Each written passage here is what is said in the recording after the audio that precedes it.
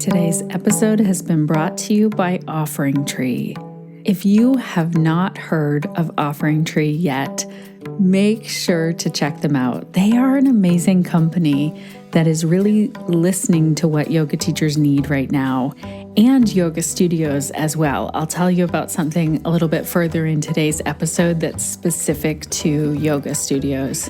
OfferingTree is the best all-in-one software that I know of for wellness professionals. If you are wanting to really simplify things with everything online, how you schedule your offerings, book people in, take payments, host your online videos and resources, Zoom integration, email, and more, go to offeringtree.com/Shannon to check this out. And also to get a special podcast listener discount. That's offeringtree.com/Shannon. And as a side note, I'm really fussy with who we have as podcast sponsors. I have a general rule. It has to be something that I'm using myself in my own business and something that I recommend to other yoga teachers.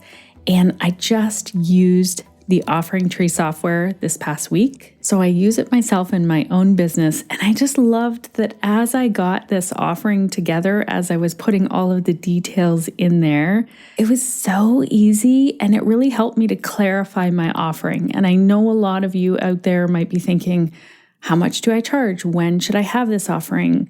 How many people can be there? Is it online or is it in person? All of these details you can easily input as you go, and it really helped me to clarify things. That reminds me, I should tell you about the offering because you are invited. I am teaching a 6-week online, yes, there's a replay for anyone who can't attend live, but it will be live.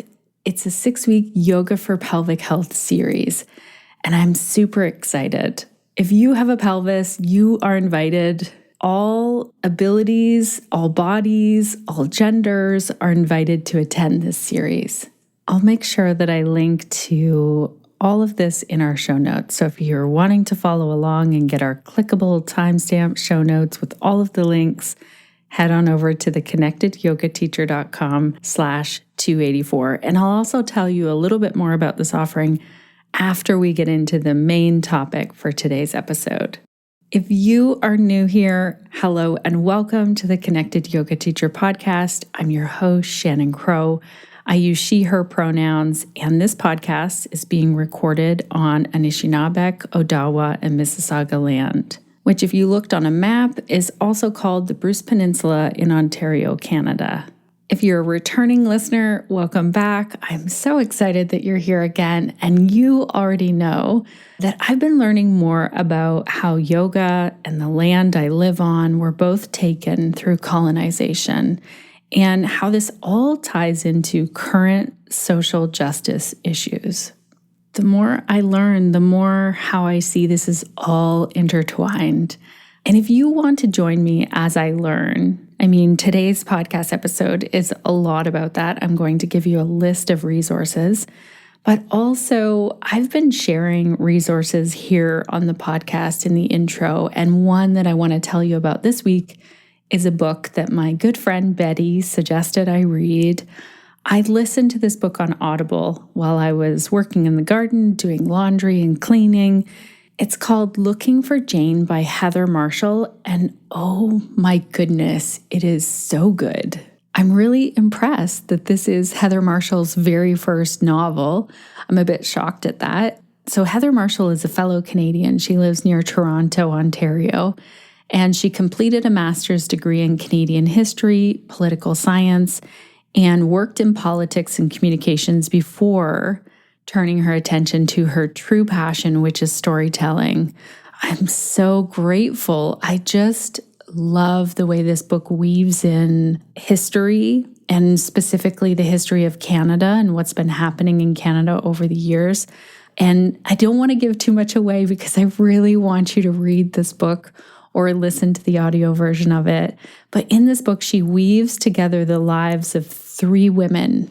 And Looking for Jane, the author talks about this as when people would say, what are you writing this book about? She would say, I'm writing a book about abortion. But then as she got further into this, she said that she really was writing a book about motherhood.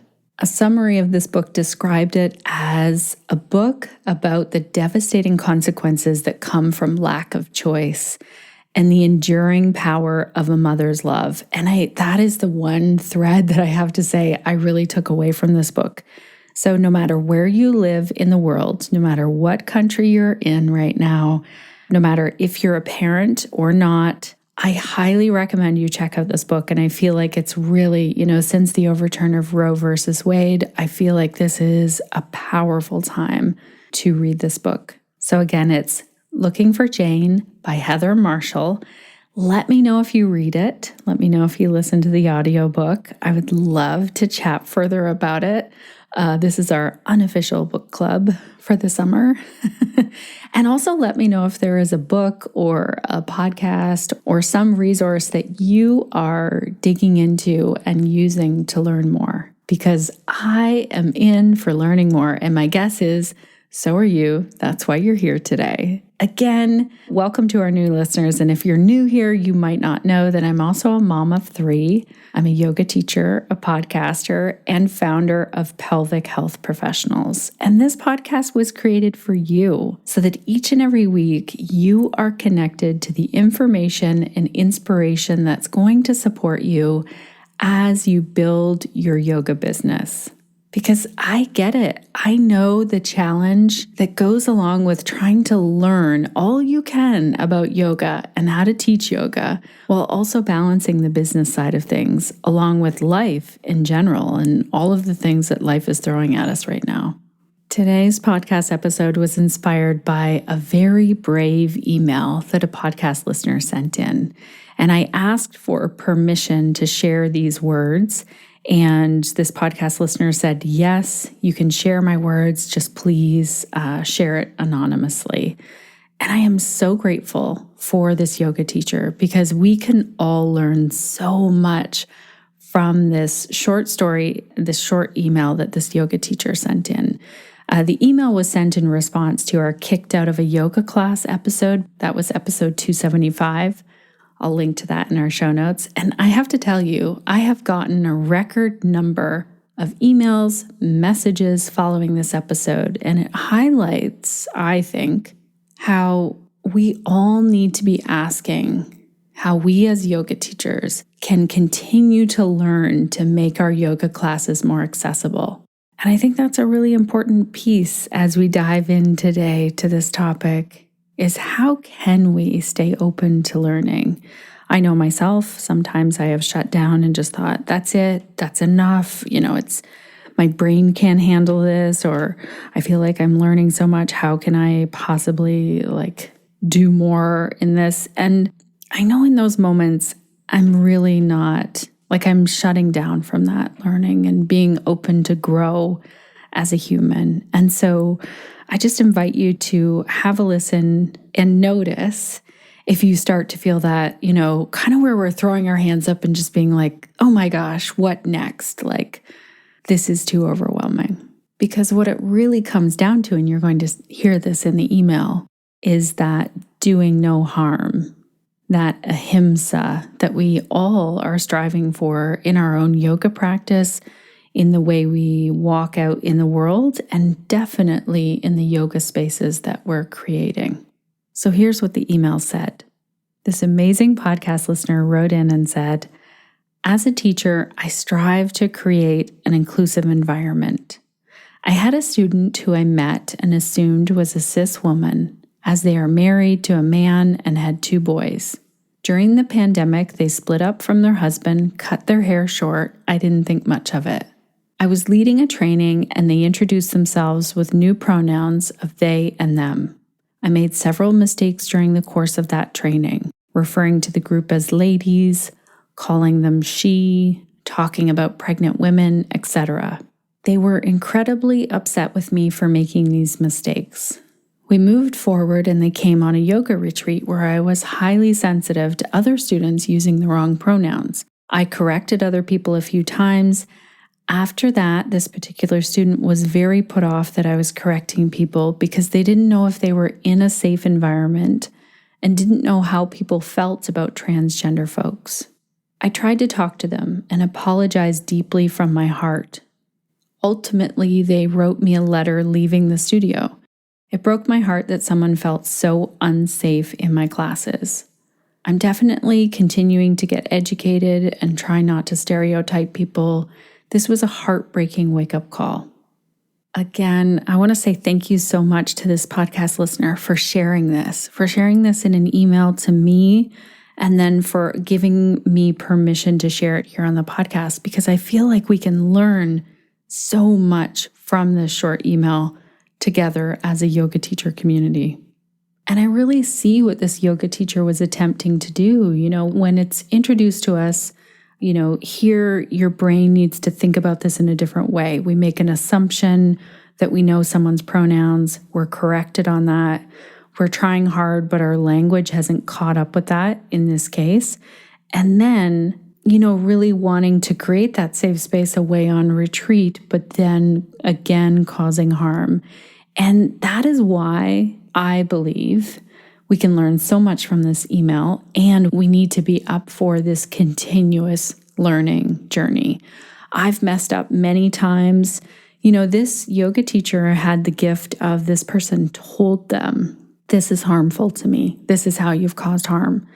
We might be walking around as yoga teachers in our own yoga spaces, and someone is feeling that harm and just not coming back to class. So it's a gift to this teacher. It's a tough learning lesson. And it's also a huge gift to us because maybe we can learn to not do this and not have to, put someone through this, and we can learn ahead of time.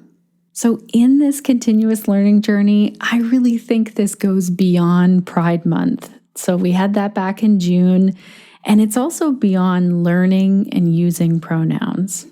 And so as you can tell by the email, this is a really nuanced and complex topic. I know that yoga teacher didn't want to be causing harm. And we as yoga teachers, as a community, as I said earlier, we really look at ahimsa and we want to strive for that and create spaces that are safer spaces for people to come into.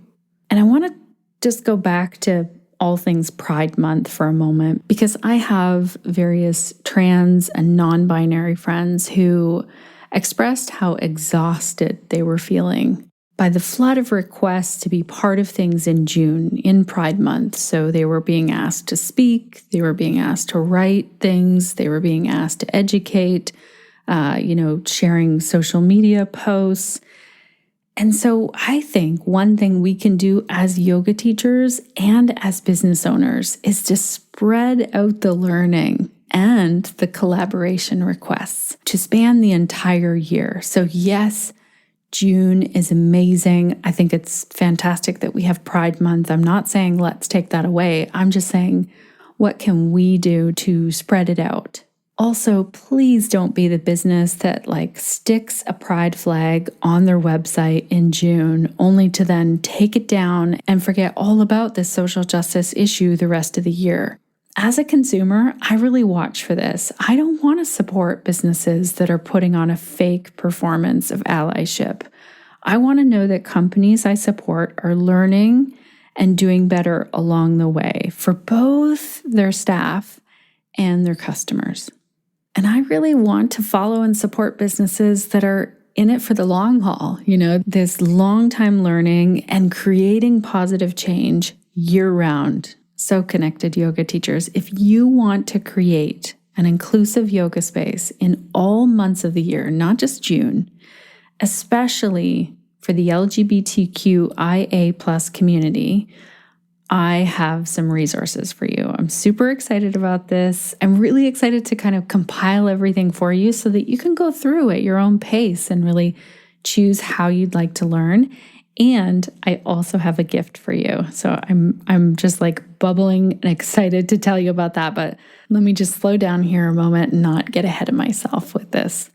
So first of all, there's a list of podcast episodes that will help you to learn. And if you've listened to all of those podcast episodes, I'll make sure to link to them in our show notes. Then you might want to dive in a little bit further into some continuing education time and some training. So one thing that we have over inside of Pelvic Health Professionals is that we have 6 hours so far, as I'm recording this podcast episode, dedicated to gender inclusion and trans competency training. Now, because you are here as a podcast listener that cares about learning and doing less harm, I have a coupon code for you so that you can access all of this training for free for a full month. And I'll break it down as well. I want to tell you a little bit about the training and the Q&A sessions and the guest experts that we have inside of Pelvic Health Professionals. And then I'll give you the list of podcasts as well that you can definitely check out those at any point. They're there for free. All of our podcasts are free for you. And one very important thing, the way to get access to the training and the resources inside of Pelvic Health Professionals is at checkout. So when you go to pelvichealthprofessionals.com and you sign up as a member, sign up for the monthly membership, then you'll use the code ListenersGift284. And I'll make sure to put this in the show notes. So you head on over to pelvichealthprofessionals.com and the coupon code to use at checkout is ListenersGift284. Now, the really cool thing about what happens over inside of Pelvic Health Professionals is that we book and pay the pelvic health experts based on member questions. So members ask questions, and then we find the guest experts from around the world. We pay them for their time, and we compile all of the questions. We also compile all of the notes after each call. And the more we learn in Pelvic Health Professionals, the more questions that come up. And this is what happened. So we had an original training. It was 2 hours. Tobias Wiggins came in and did a transgender competency training. Tobias is amazing. It was, wow, like what a great course. It makes me cringe a little bit thinking like how little I knew when I first took that training. And then what happened is it just snowballed. Our members then took that training and had more questions. So we just continued to get other guest experts in to teach us. So we learned about embodied consent with Megan Peterson, and then Jacoby Ballard came in and talked about trans pregnancy. Avery Kalapa came in and talked about gender affirming language. And then our latest one, Dr. Christy Butler, came in and talked about gender affirming surgery. And I'm telling you, what makes these calls so profound and so good are the questions from members. You know, questions about like, what do we need to know as yoga teachers about recovery from gender affirming surgery? What are people dealing with who've had gender affirming surgery? What is the language that is harmful? So that's what we learned when Avery came in and talked with us about harmful language that we might be using in our yoga classes and what language to use instead. I loved hearing Jacoby Ballard's thoughts on trans pregnancy. And again, it's so nuanced over and over again. What I learn from all of these amazing educators, all of these world-renowned experts, is the value in learning from many people, many voices in this space. So think for a moment back to this email that was sent in about this yoga student who then said, my pronouns are they, them, and then came on retreat. And the yoga teacher leading the retreat, really wanted to make an effort and use they, them pronouns and correct other people around that were using the incorrect pronouns and see how nuanced it is. That person didn't feel like they were in a safe enough space. They didn't feel like they knew those people enough, and there needed to be more conversation in that. And that's the part that is beyond just learning someone's pronouns and sharing your own pronouns. It is super nuanced, and it's in these stories, and it's in learning from these experts where we really figure out, okay, there's not just this guidebook. Okay, in this situation, do this. In this situation, do this. It is very nuanced, and it's like we don't know what we don't know, and in the meantime, we might be causing harm.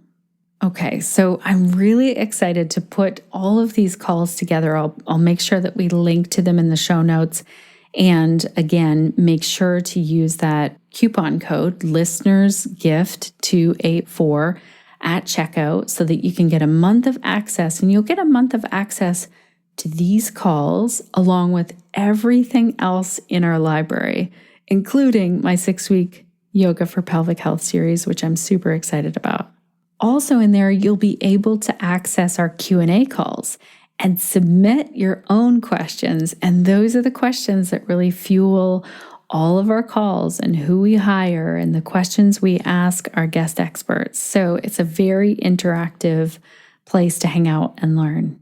Now, before I get into a little bit more here, I want to tell you something that OfferingTree is doing. So I'm popping in here with a little, mid-episode announcement because I want to make sure that those of you who are listening who are running an at-home studio or running a full-on studio out of your home know about something that OfferingTree has up for grabs for any yoga studio.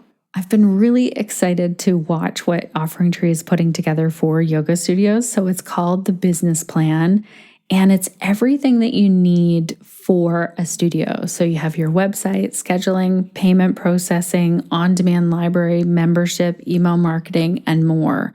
Plus, with this thing that is specific to yoga studios, with this business plan, you can now manage your staff and team. They have advanced reporting. There's dedicated support for yoga studios. You can text message with your students. You can take the OfferingTree branding off of your website if you want to. And there's also on-demand training. And the coolest thing right now, this is why I want to tell you on the podcast, and I want you to jump on over there and send them an email if you want to get into this. So the software is all built out for yoga studios, but there is beta pricing right now. So if you want to check this out, head on over to OfferingTree.com and email them or message them from their website, which is hello@OfferingTree.com. So you can set up a live demo of this studio software and also inquire about beta pricing. And tell them that you heard about them on the Connected Yoga Teacher podcast. Okay, let's get back into these resources that we've compiled for you. So I've made a list in our show notes. Shout out to Crunch, who does our amazing show notes, who will have this all ready for you. We have a very packed list because over the years, yoga teachers have also been asking questions about making our spaces, our yoga spaces, more inclusive for all genders. And so we did an episode with Gabby Parkham not that long ago, episode 265, all about the language that will make that space more inclusive. We also did a training with Tristan Katz, and we talked about conscious marketing back in episode 231. So there's 2 resources there. There's the podcast where we talk about what kind of language are we using in our marketing that will make our yoga more accessible. And then also there's a training that you can sign up for. And before that, Tristan was also talking with us on the podcast quite a while back in episode 195. And that one is LGBTQ awareness for yoga teachers.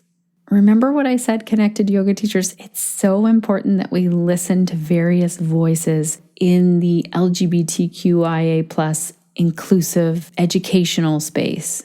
It is so fascinating to me, the different things that I learned from each person that I choose to study with. Someone else we've learned from is Avery Kalapa and also Megan Nicholson. So they both came on the podcast to talk about the yoga of trans affirmation in episode 217. And this came out of a huge controversy that happened. There was a Jay Brown podcast episode that was very transphobic. It's actually still out there. Anyway, don't even get me started on this. I wrote an open letter to Jay Brown. I talk about that in this podcast episode, but really what then gave us some things to look at, gave us the education to really be able to see the harm and do something different was this episode that Avery and Megan put together for us. It's amazing. So I highly recommend checking that out. That was episode 217. Again, I'll link to all of these. You don't have to remember any numbers. You just have to remember today's podcast episode, which is 284. So everything is going to live over at theconnectedyogateacher.com/284. We also have a great search engine on our website, so you could just go back to our website at any time and search pronouns, because that's in the title of today's episode. And there are a few more podcast episodes that I want to tell you about. So episode 246, this is a great one if you're continuing to do, the learning, and maybe you're looking at, okay, wow, I'm getting really frustrated or angry, or I want to work on forgiveness or moving forward and taking action steps. I love, love, love this episode with Jacoby Ballard that we did back in episode 246, where we talked all about these really important issues and then also the self-care needed to fuel up, to continue to learn. It's a really inspiring episode. So go have a listen to that one for sure if you haven't already. Maybe you've already listened to all of these ones. You're like, oh yeah, I remember all of these. But if not, I'm compiling the whole list for you. A couple more. I had done one back, episode 108, long time ago, it feels like, where I talked about inclusive language when we're teaching prenatal yoga. And oh gosh, I messed up in that episode. And then I talked about it in episode 247. Being wrong is part of learning. So there were lots of good things in that episode 108. But you know what? This is the thread of today's episode, is I did not know until I knew. And then I could see, oh, right, that's not helpful. That's actually hurtful. So you can listen to me mess up and learn in episode 247. So I would love to hear from you, connected yoga teachers. Where are you learning about making your yoga spaces more inclusive for the LGBTQIA plus community, for the trans and non-binary folk who you might not even know are attending your classes? That is one key takeaway in this. Gabby Parkham said it in her episode that we did together. She said something along the lines of, teach like there already are folks in your yoga class that are of the LGBTQIA plus community. And I want to say again, thank you to the yoga teacher and podcast listener that wrote this email, because so much is put into that email. And when we are willing to look at, oh, wow, I made this mistake and it was heartbreaking, and we're willing to look at that, that's one thing. But when we're willing to share that with others in this really vulnerable and brave way, it can make such a difference, such an impact in the world. So thank you again for sending this and giving permission for me to talk about it on the podcast. And I'd love to hear from other yoga teachers who feel like, you know what, I messed up. And if I would have known better, I would have done something different. You can decide if you want to give permission to share it or not. That is completely up to you. I just think what a gift we can all really learn from stories like this.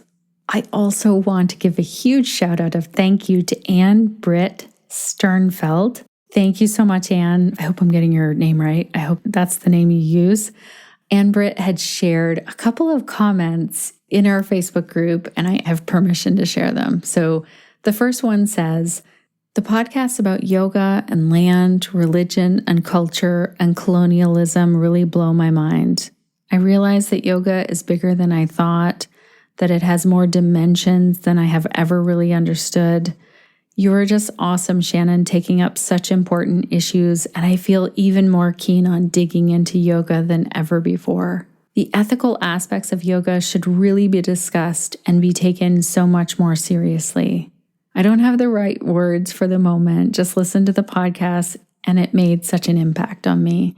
So Ann Britt is talking about our episodes that were back in June, where we really dug into these topics. I'll make sure to link to them in the show notes because you know what? This is the thing. They all tie in together. I'm just amazed at the threads that are all woven together in these social justice issues that impact all of us.